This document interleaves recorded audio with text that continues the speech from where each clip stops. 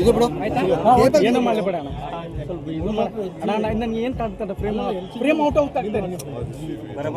ನೀವು ಯಾಕೆ ಡಿಸ್ಟರ್ಬ್ ಮಾಡ್ತೀರಾ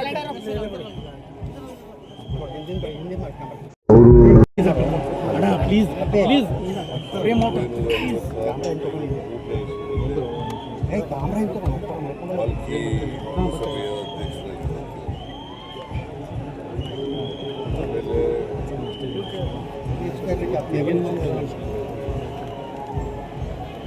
ನಾಲ್ಕು ಬಾರಿ ಶಾಸಕರಾಗಿ,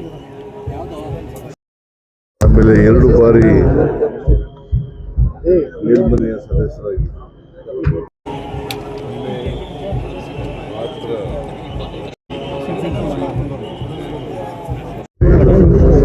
ಒಮ್ಮೆ ಮಂತ್ರಿಯಾಗಿ ಅವರು ಸಮಾಜವಾದಿ ತತ್ವಗಳಿಂದ ಪ್ರೇರೇಪಣೆಯನ್ನು ಪಡೆದಿರುವಂಥವರು.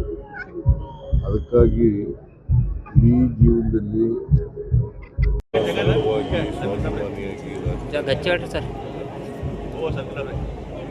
ರಾಜಕಾರಣ ಅಷ್ಟೇ ಅಲ್ಲ,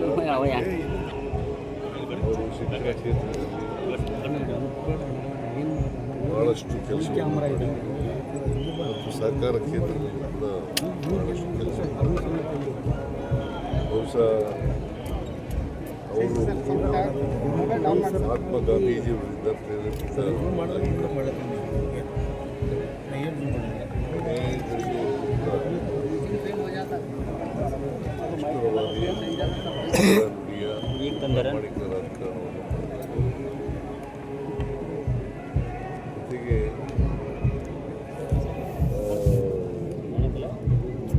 ಜೊತೆಗೆ ಕ್ಷೇತ್ರ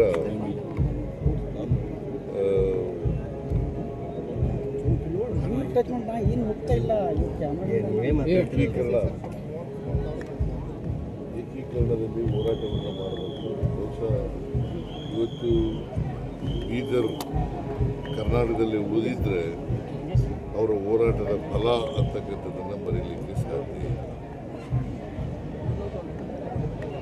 ಆಮೇಲೆ ಅವರು ಕರ್ನಾಟಕ ಹೈದರಾಬಾದ್ ಕರ್ನಾಟಕ ವಿಮೋಚನಾ ಇದರಲ್ಲೂ ಕೂಡ ಭಾಗವಹಿಸಿ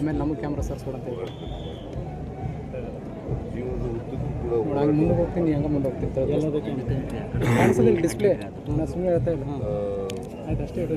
ಶಿಕ್ಷಣ ಕ್ಷೇತ್ರದಲ್ಲಿ ಅಪಾರವಾದಂಥ ಕೆಲಸವನ್ನು ಮಾಡಿದ್ದಾರೆ.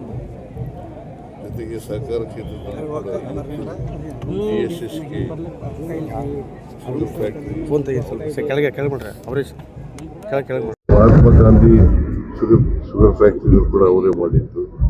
ಸೊ ಹೀಗೆ ಸಹಕಾರ ಕ್ಷೇತ್ರ, ಶಿಕ್ಷಣ, ರಾಜಕಾರಣ ಇಲ್ಲಿ ತಮ್ಮನ್ನು ತೊಡಗಿಸಿಕೊಂಡು ಬಹಳ ದೀರ್ಘಕಾಲ ರಾಜಕಾರಣವನ್ನು ಮಾಡಿದರು. ನಾನು ಅವರ 100 ವರ್ಷ ತುಂಬಿದಂಥ ಸಂದರ್ಭದಲ್ಲಿ ಬಂದಿದ್ದೆ, ನಾಲ್ಕಿಗೆ ಬಂದಿದ್ದೆ. ಆ ಕಾರ್ಯಕ್ರಮದಲ್ಲಿ ಕೂಡ ಭಾಗವಹಿಸಿದ್ದೆ. ಅವರು ಭಾಳ ವರ್ಷ ಬಾಳಲಿ ಅಂತೇಳಿ ನಾನು ಅವರಿಗೆ ಶುಭವನ್ನು ಹಾರೈಸ್ತಕ್ಕಂಥ ಕೆಲಸವನ್ನು ಮಾಡಿದ್ದೆ. 103 ವರ್ಷಗಳು ಶತಾಯಿಸಿ 103 ವರ್ಷಗಳ ಕಾಲ ಸುದೀರ್ಘವಾದಂಥ ರಾಜಕಾರಣದಲ್ಲಿ ಮಾಡಿದರು. ಸೊ ಅವರಿಂದ ಒಬ್ಬ ದಕ್ಷ ರಾಜಕಾರಣಿಯನ್ನು ಕಳ್ಕೊಂಡಾಗಿದೆ. ಜೊತೆಗೆ ವೀರಶೈವ ಮಹಾಸಭಾದ ಅಧ್ಯಕ್ಷರಾಗಿಯೂ ಕೂಡ ಕೆಲಸವನ್ನು ಮಾಡಿದರು. ವೀರಶೈವ ಮಹಾಸಭಾ ಅದರ ಅಧ್ಯಕ್ಷರಾಗಿ ಸುಮಾರು 12 ವರ್ಷಗಳ ಕಾಲ ಕೆಲಸ ಮಾಡಿದರು. 12 ವರ್ಷಗಳ ಕಾಲ ಕೆಲಸ ಮಾಡಿದರು. ಅವರು ಮಾಜಿ ಅಧ್ಯಕ್ಷರಾಗಿದ್ದರು.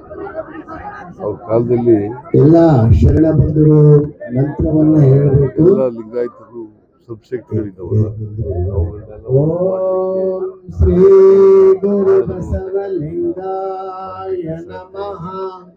ಓಂ ಶ್ರೀ ಗುರು ಬಸವಲಿಂಗಾಯ ನಮಃ. ಓಂ ಶ್ರೀ ಗುರು ಬಸವಲಿಂಗಾಯ ನಮಃ.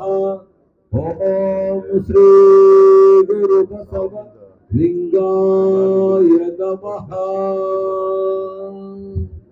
ಸ್ವಲ್ಪ ಸೆಟ್ ಆಗಬೇಕು. ಅವರ ಆತ್ಮಕ್ಕೆ ಶಿವಶಾಂತಿ ಕೊರತೆ, ಅವರ ಕುಟುಂಬದವರಿಗೆ, ಅವರ ಅಭಿಮಾನಿಗಳಿಗೆ ಅವರ ಸಾವಿನ ದುಃಖವನ್ನು ಓಂ ಶ್ರೀ ಗುರು ಬಸವಲಿಂಗಾಯ ನಮಃ. ಜೊತೆಗೆ ಇವತ್ತು ಸರ್ಕಾರದ ಸಕಲ ಗೌರವಗಳೊಡನೆ ಅವರ ಅಂತ್ಯಕ್ರಿಯೆ ಆಗ್ತದೆ. ನಾನು ಅಂತ್ಯಕ್ರಿಯೆಯಲ್ಲಿ ಭಾಗವಹಿಸಿದ್ದೇನೆ.